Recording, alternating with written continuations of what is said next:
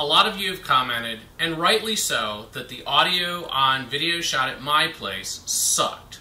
And I couldn't figure out why. I bought an Audio-Technica mic, which is not an expensive mic, but it's a good enough mic and a lot of people use it. So I was playing with, does it work well with my laptop? Works great with my laptop. Couldn't figure it out. Tried it with other cameras. It always worked fine. I thought maybe I had a bad mono to stereo adapter. I thought I had a bad connection. I thought I had grounding issues. I thought it was the third-party battery that I used. Turns out the Canon T2i has the world's suckiest auto gain control. And as soon as you turn off the auto gain control, life's great. The problem is that with the stock firmware, you can't turn off the auto gain control. So there's a whole bunch of people that have done these weird hacks where they use an MP3 player to feed tone into the right channel so that the left channel can be the mic, and the tone will throw off the auto gain control by allowing the gain to always be fixed based on the volume level of the tone. That's a crappy solution. So I did some digging and ran across Magic Lantern. Magic Lantern is a third-party firmware that works with a whole bunch of the Canon cameras, the 7D, the 5D, the 550/T2i, and the T3. And it adds a whole bunch of functions.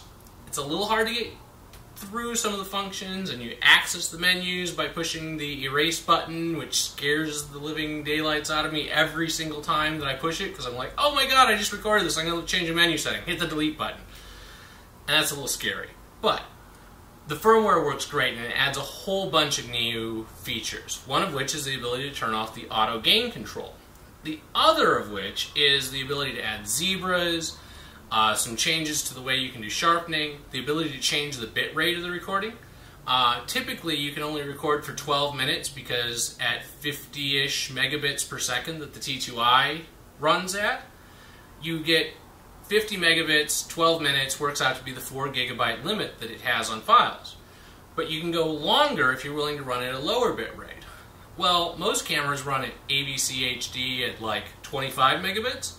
So for talking head videos, you can run that down to half and record for 24 minutes instead, which is a huge improvement if you're working with someone like Chris, who likes to talk and talk and talk, and you never know which parts of the footage you're going to want. And so shooting a 3-minute video may take 8 minutes, and shooting an 8-minute video may take 16 minutes. Well, I would hit the limits on the recording capabilities of the camera then.